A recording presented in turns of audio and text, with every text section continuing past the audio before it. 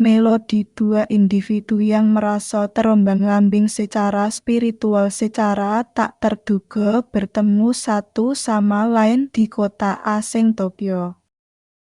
Tidak menyadari bahwa ikatan tak terduga mereka, yang perlahan membara sepanjang film, akan tetap bersama mereka selamanya.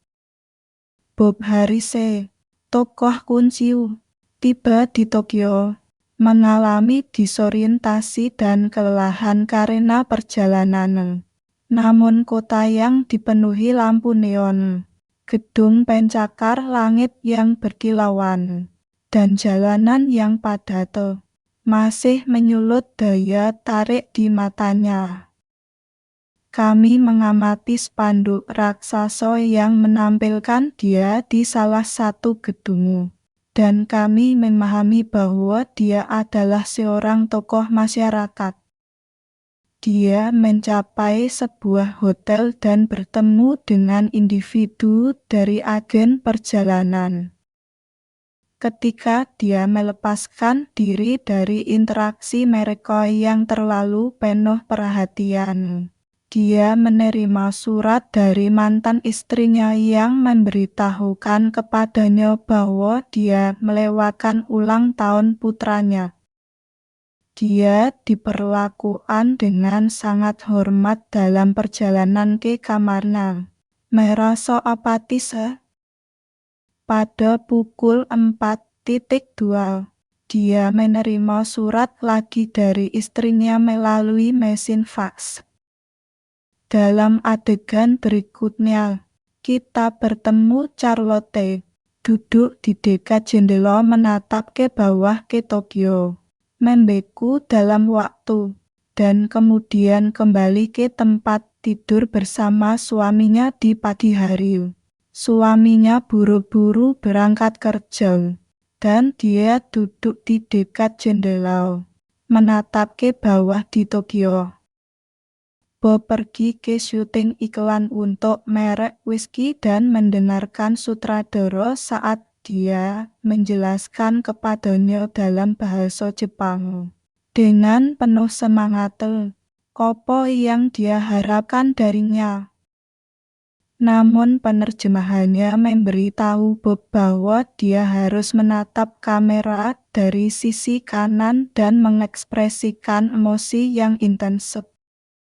Bob merasa bingung karena direktur menggunakan lebih banyak kata daripada itu. Dan dia tidak bisa hanya mengatakan itu saja. Dia merasa makna yang ingin disampaikan direktur kepadanya adalah tersesat dalam terjemahan. Dia mencoba akting untuk pertama kalinya, dan sutradara menjadi marah karena Bob bertindak dengan tenang dan elegan. Pada pengambilan kedua, dia melakukannya dengan lebih tenang, dengan sedikit petunjuk yang mendasari. Tampaknya dia melakukannya dengan sengaja. Charlotte ternyata tersesat di kereta bawah tanah Tokyo pagi itu. Dari suasana perkotaan modern, dia langsung dibawa ke kuil kuno. Di dalamnya, para biksu Buddha sedang melakukan ritual yang sangat asing bagi Charlotte. Ketika dia tiba di rumah, dia menelepon ibunya. Suaranya serak seolah-olah dia hampir menangis.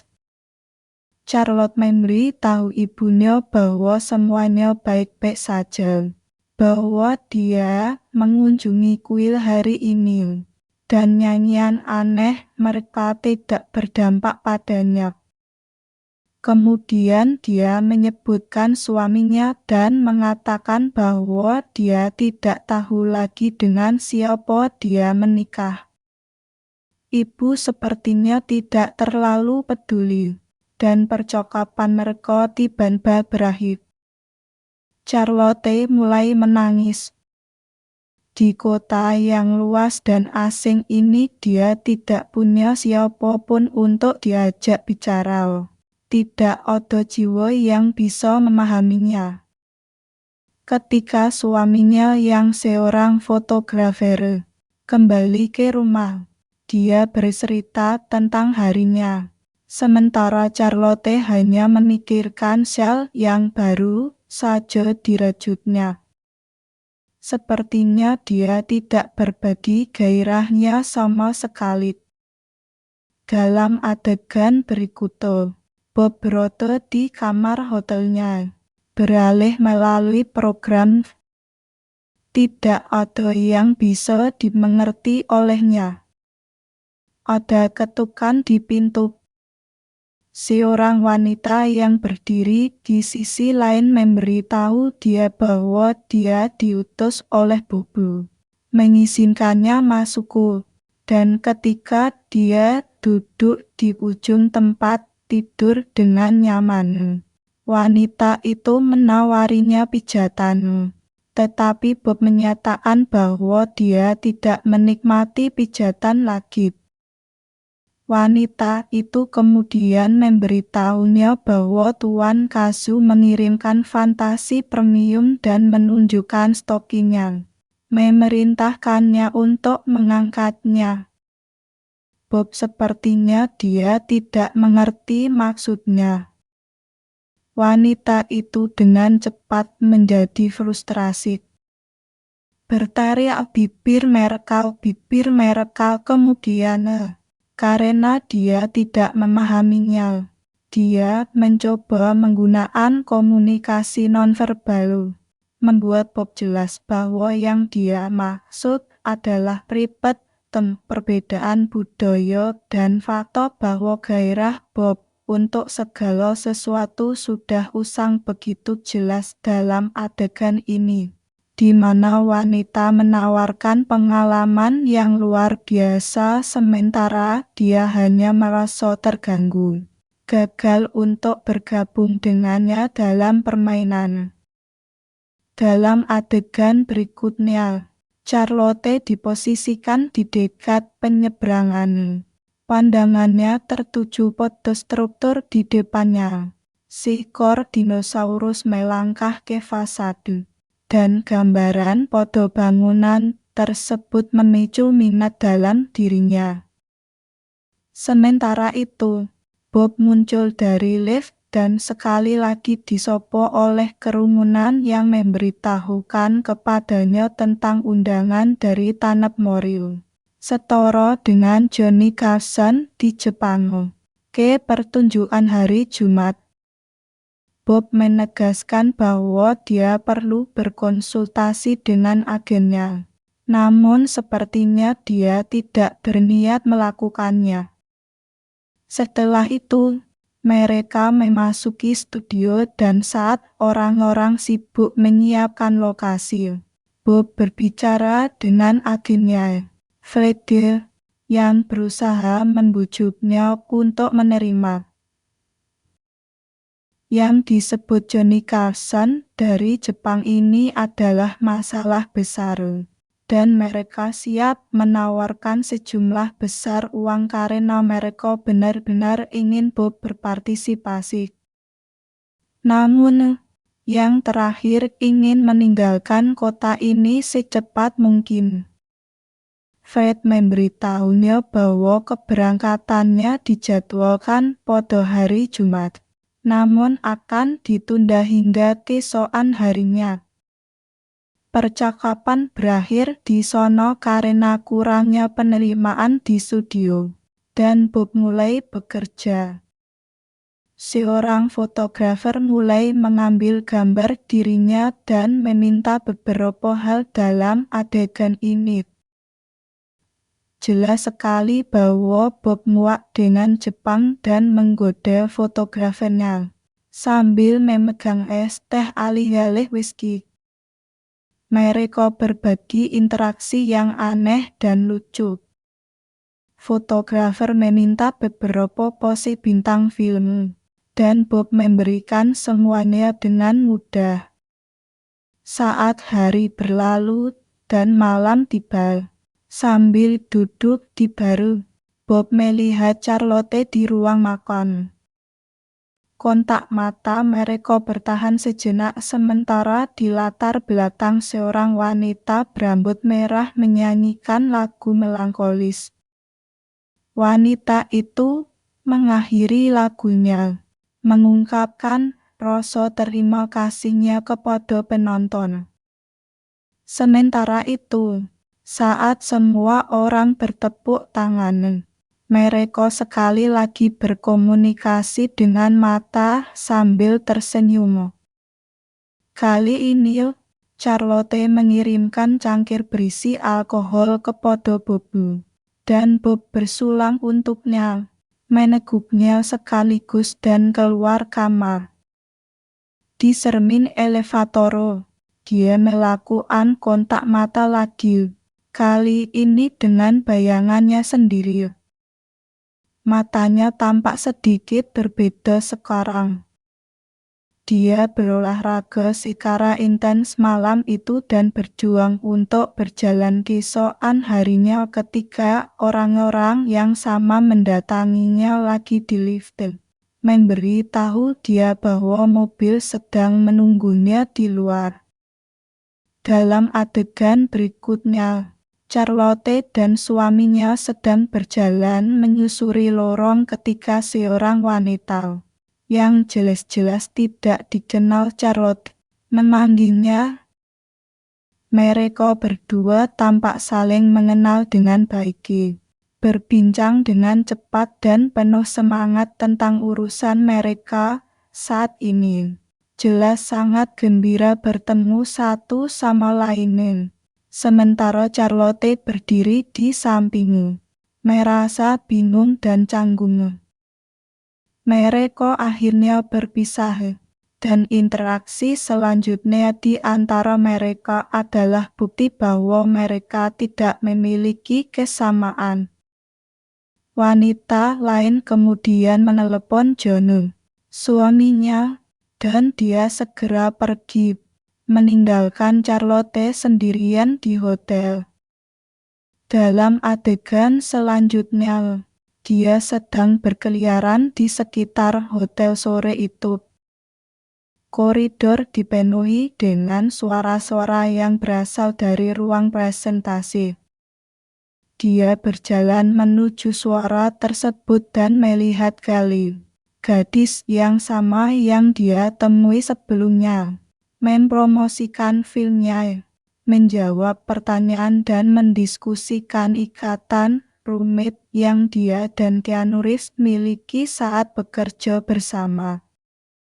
Charlotte tersenyum sinis dan pergi setelah gadis itu menyebutkan bahwa dia dan Keanu menikmati karat. Melanjutkan berjalan-jalan di sekitar hotel. Dia memasuki ruangan yang dipenuhi tanaman aneh. Seorang wanita mendekatinya, mengajaknya berkeliling. Charlotte tampaknya cukup terpesona dengan ruangan ini, tanamannya, serta keindahan dan kelembutannya. Di malam hari, ketika suaminya sedang tidur di sampingnya, dia tidak bisa tidur dan mulai menonton. Bob juga melakukan hal yang sama.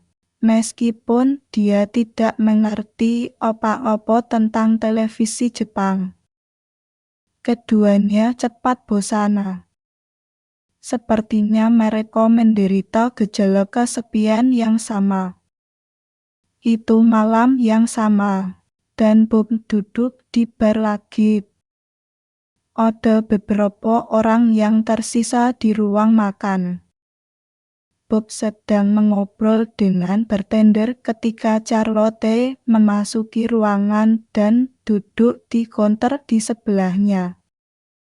Keduanya ketika mereka akhirnya bertemu bartender, dia bertanya kepada Charlotte tentang minuman pilihannya. Bob mengamati bahwa dia kesulitan memutuskan. Jadi dia mulai melakukan peran iklannya menyarankan. Untuk sacat santai, pilih waktu abad. Bartender menggemakan kesimpulan pernyataannya, yang membuat Charlotte terhibur. Dia meminta tonik vodka, dan mereka mulai berbicara. Setelah Charlotte menanyakan Bob tentang tujuannya di Jepang, Bob mulai berbicara dengan campuran ironi dan kekecewaan tentang keterpisahannya saat ini dari kehidupan keluarga dan pengesahannya terhadap merek whisky seharga $2 juta. Meskipun memiliki kesempatan lain seperti tampil dalam pertunjukan di tempat lain, Charlotte juga berbagi kisahnya. Dia menemani suami fotografernya yang sedang sibuk. Mereka terlibat dalam diskusi tentang pernikahan mereka masing-masing dengan ironi yang tersembunyi sepanjang pertukaran mereka. Menjadi jelas bahwa Charlotte baru-baru ini lulus dengan gelar filsafat. Mereka bercanda tentang kenyataan bahwa filsafat tidak membayar dengan baik dan mereka bersulang untuk segala sesuatu yang akhirnya berhasil setelah bersulang. Mereka menemukan kesamaan lain perjuangan dengan tidur. Tanda kesepian dan disorientasi keesokan paginya.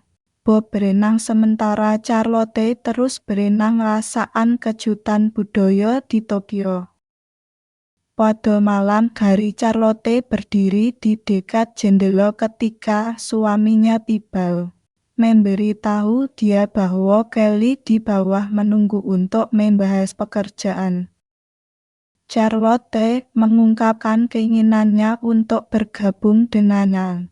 Tapi John tidak terlalu tertarik dengan ide itu dan dengan enggan menyetujui Kelly tiba ditemani pacarnya. Seperti yang digambarkan dalam adegan berikutnya, Kelly berbicara dengan penuh semangat sementara John sepenuhnya asyik mendengarkan Charlotte-nya. Namun, tampaknya tidak tertarik dengan apapun yang dia katakan. Sementara itu, pacar Kelly mencoba menjelaskan proses pembuatan musik hip-hopnya kepadanya. Dia melihat Bob duduk di tempat yang sama seperti sebelumnya, menatapnya. Matanya menyampaikan bahwa dia memahami betapa membosankan seluruh percakapan baginya. Charlotte permisi dari meja dan mendekati Bob, yang dengan bercanda memberitahunya bahwa dia merencanakan pembobolan penjara dan membutuhkan pendamping di sisinya. Mereka hanya perlu meninggalkan negara ini terlebih dahulu. Charlotte ada, meskipun dia perlu minum cukup banyak untuk mengumpulkan keberanian untuk mencapai tujuan itu. Di pagi hari, Charlotte mencoba meluangkan waktu untuk minum bersama John. Namun kali ini dia harus berangkat lagi selama beberapa hari. Dia menyarankan agar dia tidak perlu tinggal di sini. Tetapi Charlotte menyatakan bahwa dia akan menghubungi teman bersama mereka dan bersenang-senang di sini. Namun, dia tidak menelepon teman manapun. Dia duduk di dekat jendela, menatap kota yang luas. Merasa kewalahan melihatnya dari atas. Di malam hari, dia berenang di kolam renang dan bertemu Bob setelah dia selesai berganti pakaian.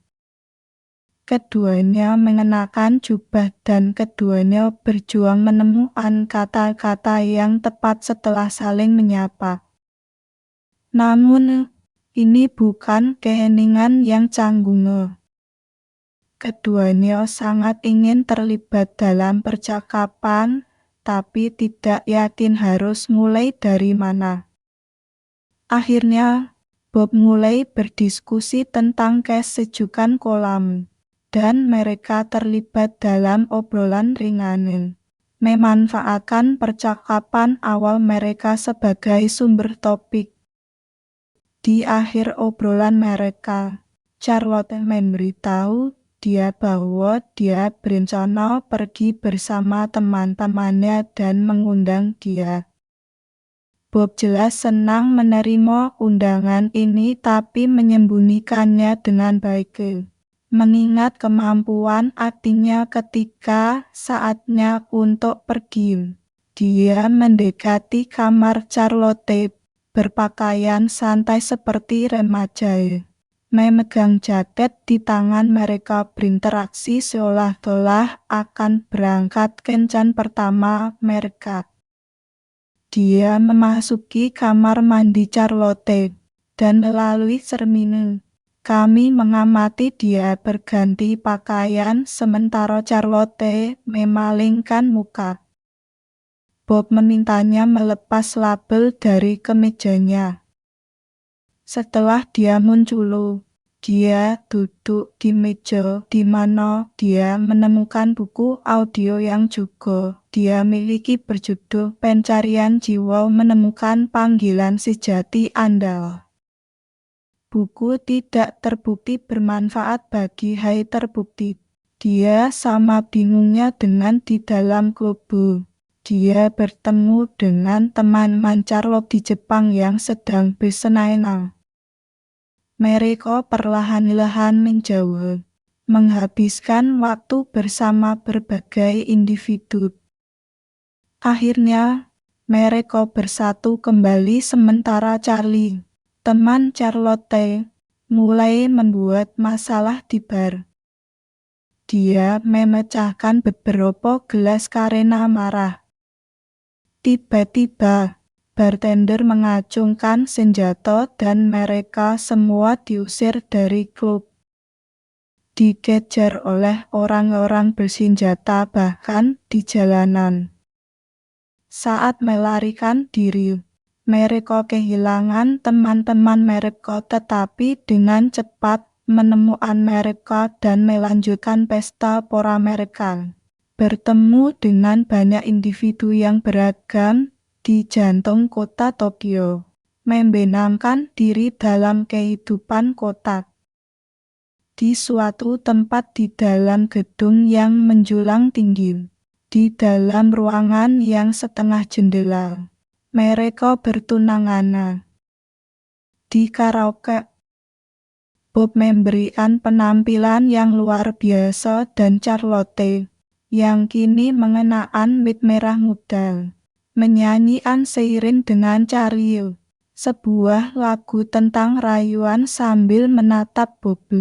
Secara tidak sadar menyiratkan bahwa lagu tersebut tentang dia.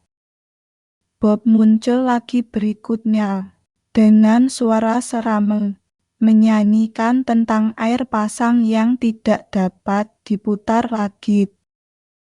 Mereka berbagi pandangan intim ketika Bob meraih bagian chorus. Dalam adegan selanjutnya, Charlotte duduk sendirian di luar ruang karaoke. Bob juga keluar dan saat musik masih diputar di latar belakang, mereka berbagi rokok. Kepala Charlotte di bahu Bob. Mereka kembali ke hotel dengan taksi ketika Charlotte berhenti melihat keluar jendela mobil dan melihat Bob tidur. Adegan ini membuatnya tersenyum lebar dan menenggelamkannya dalam pikiran yang menyenangkan. Namun, saat mereka sampai di hotel, Bob harus membawa Charlotte ke kamar. Dia memasukkannya ke tempat tidur, mematikan lampu dan pergi setelah itu. Sebelum tidur, Bob menelepon istrinya dan berbicara dengannya tentang warna karpet yang ingin dia pilih. Sebelumnya, dia juga bercerita tentang malamnya, pengalamannya, dan bagaimana kehidupan Tokyo lebih berbeda daripada kesenangan baginya. Tentu saja, dia tidak menyebut Charlotte Anwere dan memutuskan bahwa menelponnya adalah ide yang buruk. Akhirnya, di pagi hari, kami melihatnya di lapangan golf dengan latar belakang Gunung Fuji yang diselimuti kabut. Bob kesulitan memukul bola untuk pertama kalinya tetapi berhasil untuk kedua kalinya. Charlotte dan Bob sarapan, mendiskusikan kaki Charlotte yang terluka dan bercanda dengan koi Jepang yang memiliki wajah lurus tanpa emosi di depan mereka. Dalam adegan berikut, mereka berada di rumah sakit untuk kakinya. Gagal berkomunikasi dengan siapapun tetapi KI Charlotte masih berhasil diperiksa. Percakapan mereka dengan orang Jepang dan perjuangan untuk memahami apapun yang mereka katakan menghasilkan nada yang lucu. Mereka bahkan tidak berusaha sekeras itu lagi. Akhirnya, dia mendapat serayu. Tapi dia tidak bisa mengetahui apapun tentang kondisi jari kakinya. Ketika dia kembali ke kamar hotelnya, dia mulai melihat-lihat foto keluarganya bersama John sementara Bob berlatih golf di kamarnya. Charlotte, Charlie, dan teman lainnya mengundang Bob ke tempat bernama The Orange malam itu. Bob tiba di sana dan sementara Charlotte datang, dia mendapati dirinya duduk dengan tidak nyaman di klub tari telanjang. Ketika dia akhirnya tiba, Bob masih duduk sendirian sementara yang lain sedang mengambil pelajaran menari. Mereka segera memutuskan untuk meninggalkan tempat itu dan mulai berjalan-jalan, membayangkan ada seseorang yang mengejar mereka. Tiba-tiba, ketika mereka harus berhenti, mereka melihat sebuah truk dengan iklan yang menampilkan Bob yang bangga pada dirinya sendiri untuk pertama kalinya sejak mendarat di Tokyo. Ketika mereka tiba di hotel, mereka melihat Kelly yang mabuk sedang bernyanyi karaoke. Keduanya berusaha menahan tawa hingga cukup jauh untuk melarikan diri. Charlotte merasa sulit tidur malam itu. Dia merangkak di sekitar tempat tidurnya, lalu menyalakan lampu dan berdiri. Dia berjalan mengelilingi ruangan setengah berpikir ketika seseorang menyelipkan surat dari bawah pintu. Surat itu dari Bubu, menanyakan apakah dia sudah bangun atau belum. Dalam adegan berikutnya, mereka sedang menonton film dan minum di dalam kamar Bob. Saat bercakap-cakap, mereka mengerti bahwa Bob melihat Charlotte sebelum dia menyadarinya. Dia pertama kali memperhatikannya di dalam lift. Pada saat itu, Charlotte benar-benar memberinya senyuman. Tapi dia tidak dapat mengingat momen itu sekarang. Keduanya sedang berbaring di tempat tidur. Dengan Charlotte merasa tersesat dalam hidup. Dia berusaha melakukan banyak hal, tetapi tidak dapat mencapai apapun. Dia masih dalam proses menemukan dirinya sendiri, cemas tentang masa depannya. Dia bertanya kepada Bob, yang jauh lebih tua. Apakah segalanya menjadi lebih mudah atau tidak? Bob menjawab, benar. Dan mereka terus mendiskusikan tantangan dalam pernikahan seiring berjalannya waktu. memiliki anak, dan bagaimana hal itu mengubah hidup seseorang. Saat mereka perlahan tertidur, dia juga berbagi perjuangannya untuk berhubungan dengan anak-anaknya yang mulai terbiasa dengan ketidakhadirannya. Di dalam kamar, mereka sendirian, mengamati dengan cermat batasan mereka. Hanya kaki Charlotte yang menyentuh paha Bob. Akhirnya, Bob dengan lembut menyentuh kakinya dan meyakinkannya bahwa dia tidak putus asa. Di pagi hari, Charlotte melakukan perjalanan sendirian ke Kyoto dengan kereta api, membenamkan dirinya dalam budaya Jepang, mengunjungi kuil kuno, dan merasakan suasana yang tiada duanya. Terpesona oleh budayanya, dia menemukan ritual pernikahan. Dia menemukan pohon harapan dan meninggalkan permintaan di atasnya. Sementara itu, Bob sedang mencukur jenggotnya saat menerima telepon. Seseorang memberitahu dia bahwa dia telah menerima fax. Dia turun dan menyelinap di belakang orang pemasaran yang menunggunya. Mereka merencanakan serangan lain terhadapnya. Dia meninggalkan hotel tanpa disadari dan menelpon Tuan Kawasaki dari acara bincang-bincang, memberitahunya bahwa dia akan dengan senang hati mengubah rencananya dan tinggal di Jepang 1 hari lagi untuk menghadiri Tanemori.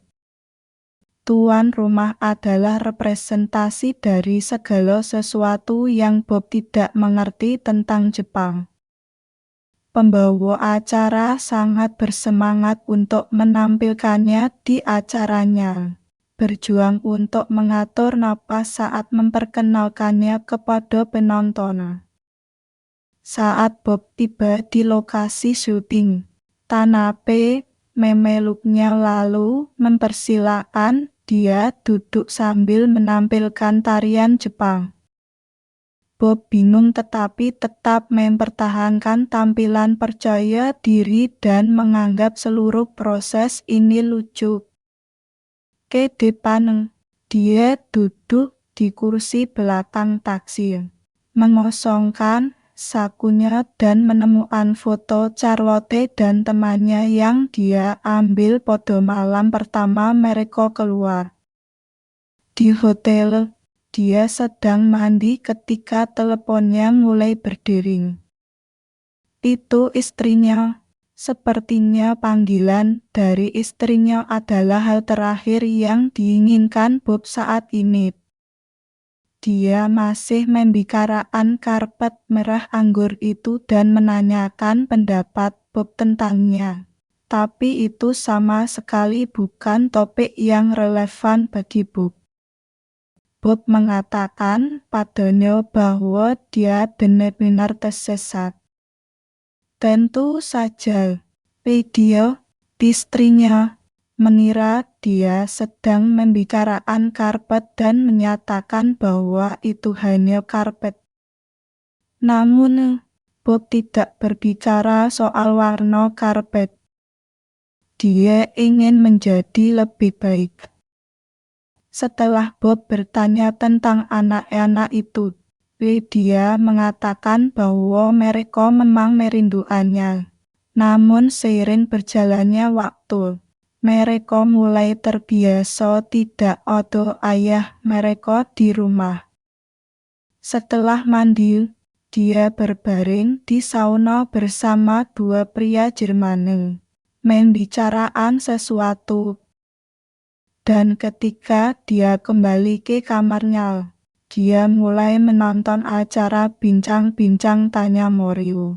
Melihat dirinya berjuang untuk memahami apa yang dikatakan pembawa acara dan mencoba untuk mengikutinya, yang membuatnya kecewa. Jadi, dia mengubah program. Dalam adegan berikutnya, Bob sedang duduk di tempat biasanya di dekat bar, saat penyanyi itu duduk di sebelahnya. Dia sepertinya tidak tertarik padanya sama sekali, tapi dia tetap menyapa. Ke depan, hari sudah pagi dan Bob, setelah bangun tidur, tiba-tiba menyadari bahwa dia menghabiskan malam bersama wanita penyanyi itu. Dia sangat kecewa dan kesal. Dia memperhatikan saat wanita berambut merah berjalan mengelilingi kamarnya. Dia jelas tidak ingin mempercayai matanya, apalagi saat ada ketukan di pintu. Itu Charlotte di depan pintu. Dia bergegas dari tempat tidur untuk menjadi orang yang membuka pintu. Dia menjawab pertanyaan pertama Charlotte dengan diam. Dan ketika dia mengundangnya untuk sarapan, dia mengatakan bahwa dia tidak bisa pergi sekarang. Charlotte, yang sedikit merasa kecewa dengan tanggapannya, dia menatapnya. Dia menatap matanya, mencari penjelasan, tapi dia menemukan alasannya di tempat lain. Dia mendengar suara merdu seorang wanita yang keluar dari kamar Bob. Wanita itu diam-diam keluar dari kamar, meninggalkan Charlotte yang patah hati. Kemudian pada hari itu, Bob terlihat berjalan-jalan di jalan yang ramai ketika Lydia meneleponnya dan mengusulkan untuk berbicara dengan anaknya. Tapi Zoe, putri Bob, berlari ke ruangan lain dan keduanya melanjutkan percakapan mereka. Lydia mengingatkannya pada resital penambatan Zoe yang akan datang dan berharap dia mendapatkan penerbangan yang aman. Ini sudah akhir pekan. Bob terlihat mengamati sekelilingnya di jalan, mencoba menemukan sesuatu. Dalam adegan berikutnya, dia dan Charlotte sedang duduk di sebuah restoran. Charlotte tampak sangat kesal padanya. Dia duduk di hadapannya, tangan terlipat, bahkan tanpa melirik ke arah Bob dan melontarkan komentar sarkastik dan pahit kepadanya tentang bagaimana dia memiliki lebih banyak kesamaan dengan wanita berambut merah karena usianya. Bob membalas dengan menunjukkan kebutuhannya akan perhatian. Akhirnya, Bob memberi perintah tetapi upaya mereka untuk berdamai gagal. Malam itu, saat Charlotte tertidur, alarm berbunyi di seluruh hotel, mendesak semua orang untuk mengevakuasi gedung. Di luar, keduanya bertemu dan mendiskusikan makanan terakhir mereka bersama. Kemarahan Charlotte sepertinya sudah mereda. Bob menyalahkan makan siang yang buruk itu pada makanan mentahnya, tapi mereka berdua tersenyum, mengetahui alasan sebenarnya. Bob harus pergi keesokan harinya. Dan setelah mendengar ini, Charlotte menyadari bahwa dia akan merindukannya. Malamnya, kembali ke ruang makan hotel. Mereka duduk bersama di meja. Sebuah band memainkan lagu romantis bertempo cepat, dan mereka saling berpegangan tangan, berbagi momen intens dan chemistry yang tak terbantahkan. Bob menyadari bahwa dia tidak ingin pergi. Charlotte menyarankan agar dia tinggal bersamanya dan memulai sebuah band jazz. Bob menyandarkan kepala di atas kepalan tangannya sebagai tanggapan. Memandangnya seolah-olah dia serius mempertimbangkan gagasan itu. Mereka berdiri di lift di adegan berikutnya. Sudah waktunya bagi mereka untuk berpisah. Bob mengucapkan selamat tinggal padanya dan membungkuk sedikit. Lalu mundur. Dia ingin menciumnya selamat tinggal, tapi tidak yakin. Waktu tidak berhenti selama kesalahpahaman yang intim ini. Saat dia mencium pipinya, pintu lift tertutup. Ketika pintu terbuka lagi, mereka mencoba mengucapkan selamat tinggal kedua. Keesokan paginya, saatnya Bob meninggalkan Jepang. Charlotte bersiap-siap untuk hari itu di kamarnya ketika dia menerima surat dari suaminya melalui faks. Memberitahukan kedatangannya hari itu. Sementara itu, Bob akan berangkat dan staf hotel mengucapkan selamat tinggal padanya dan mendoakan penerbangannya yang baik.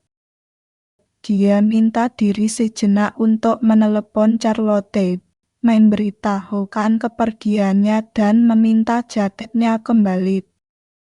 Charlotte mengambilkannya untuknya. Dia masuk kembali ke lobi dan bertemu dengan seorang penggemar. Saat berbicara dengannya, dia melihat Charlotte mendekat dengan jaketnya dan tiba-tiba mengakhiri percakapan. Charlotte tersenyum padanya, dan mereka bertukar olok-olok jenaka untuk terakhir kalinya. Namun, luar biasa, Charlotte tidak menginginkan penerbangan yang baik dan tampaknya tidak terpengaruh dengan kepergiannya. Dia mengucapkan selamat tinggal dan melangkah ke dalam lift, bahkan tidak memberinya pandangan terakhir. Saat Bob berfoto bersama orang lainnya, dia tampak kecewa. Dia mengharapkan perpisahan yang berbeda. Dia pergi, tapi saat dia duduk di dalam mobil, dia tiba-tiba melihat Charlotte sedang berjalan di jalan. Dia memperhatikannya meskipun dia berjalan pergi dan keluar dari mobil untuk menyusulnya untuk mengucapkan selamat tinggal. Akhirnya, dia menyusul. Charlotte berbalik dan tanpa mengucapkan sepatah kata pun, mereka berpelukan untuk pertama kalinya, menutup mata dan membisikkan sesuatu.